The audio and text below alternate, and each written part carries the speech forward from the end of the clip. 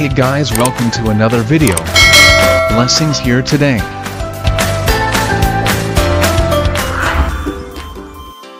Magandang buhay mga ka-blessings.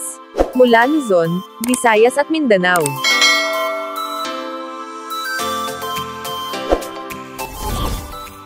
Sa episode na ito ay pag-uusapan natin ang payout schedule ng Pantawid Pamilyang Pilipino Program o 4Ps. Dahil marami po sa mga beneficiaries natin ang nalilito, kung ano nga ba ang ibig sabihin ng P1, P2, P3, P4, P5, at P6.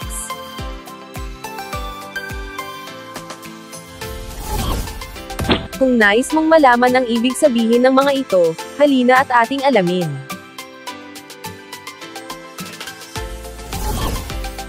Ang 4Ps po ay mayroong 6 na pay period. Ang pay period po ay tumutukoy sa credit team, o ang pagpasok ng kanilang grant sa kanilang ATM. Ito po ay ibinibigay, pagkatapos ng 2 buwan na monitoring period, kung saan dito po minomonitor ang mga bata, kung sila ay pumapasok sa eskwelahan, kung sila ay nagpapa-check up sa mga health centers, at kung uma-attend ang kanilang magulang sa Family Development Session o FDS, na kailangan upang makatanggap sila ng grants.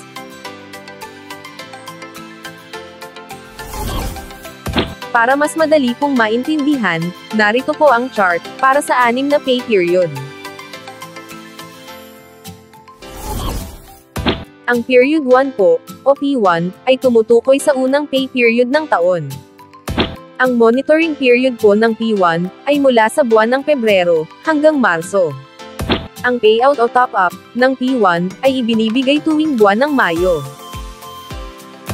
Ang period 2 naman po, o P2, ay tumutukoy sa pangalawang pay period ng taon.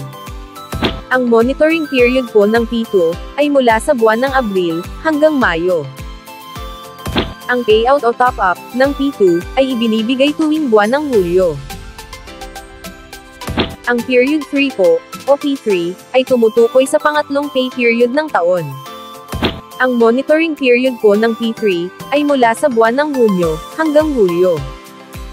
Ang payout o top-up, ay ibinibigay tuwing buwan ng Setyembre. Ang period 4 naman po, o P4, ay tumutukoy sa pang-apat na pay period ng taon. Ang monitoring period po ng P4, ay mula sa buwan ng Agosto, hanggang Setyembre. Ang payout o top-up, ay ibinibigay tuwing buwan ng Nobyembre. Ang period 5 po, o P5, ay tumutukoy sa pang-5 pay period ng taon. Ang monitoring period po ng P5, ay mula sa buwan ng Oktubre, hanggang Nobyembre. Ang payout o top-up, ay ibinibigay tuwing buwan ng Enero. At ang panghuli po ay ang period 6, o P6, ay tumutukoy sa pang-6 na pay period ng taon. Ang monitoring period po ng P6, ay mula sa buwan ng Disyembre, hanggang Enero. Ang payout o top-up, ay ibinibigay tuwing buwan ng Marso. Ang mga pay period na ito, ay naglalarawan ng mga panahon, kung kailan ibinibigay ang cash grant o top-up, sa mga benepisyaryo ng 4Ps.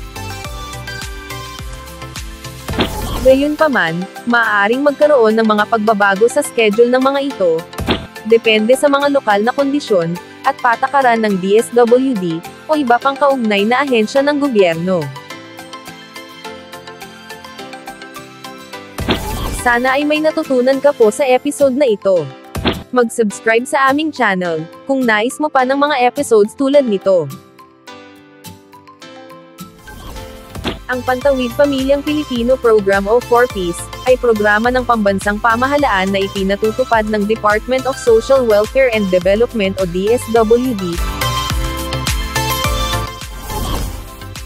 sa pakikipagtulungan sa iba't ibang ahensya gaya ng DepEd, DOH, DILG, at sa mga lokal na pamahalaan. Pinagtibay ang programa sa pamamagitan ng pagsasabatas nito bilang Republic Act 11310.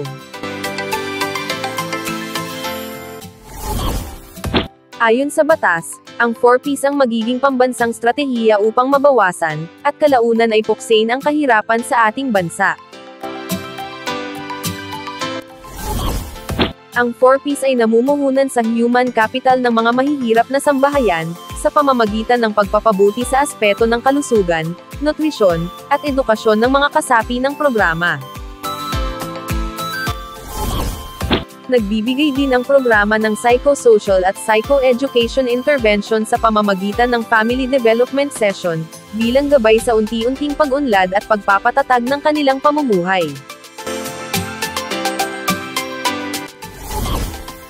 Noong ika-17 ng Abril taong 2019, isinabatas ang RA 11,310 na mas kilala bilang Anak Institutionalizing the Pantawid Pamilyang Pilipino Program o 4Ps Act.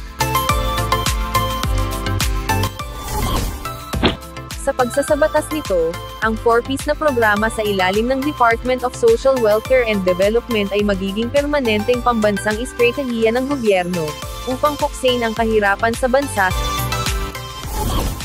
sa pamamagitan ng pagbibigay ng tulong pinansyal sa mga mahihirap na pamilyang Pilipino, upang mapabuti ang kanilang kalusugan, nutrisyon, at edukasyon. Sino-sino ang maaaring maging benepisyaryo ng 4Ps? Ang mga maaaring maging benepisyaryo nito ay mga mahihirap na pamilyang Pilipino, na siyang makakasunod sa mga kondisyon ng programa.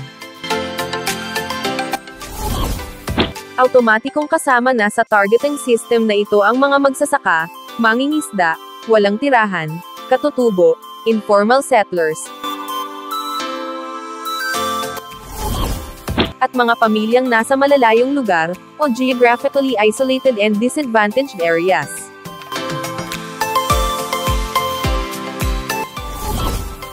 Narito ang mga batayan ng isang pamilya na maaaring makasama sa programa.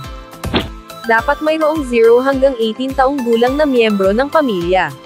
Ang mga batang nasa edad 6 hanggang 18 ay kailangang naka-enroll sa paaralan.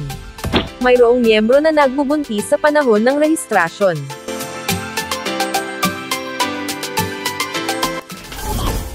Ang isang kwalipikadong pamilya ay maaari lamang maging benepisyaryo ng programa sa loob ng 7 taon. Paano makasama sa Pantawid Pamilyang Pilipino Program o 4Ps? Ang mga benepisyaryo ng programa ay pinipili, sa pamamagitan ng National Targeting System for Poverty Reduction o listahanan.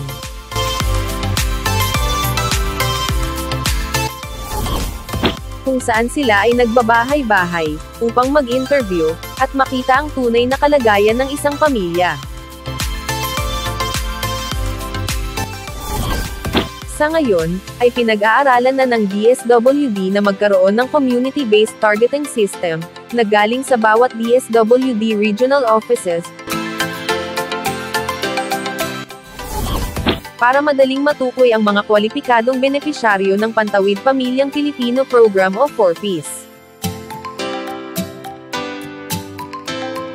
Maraming salamat po mga ka-blessings.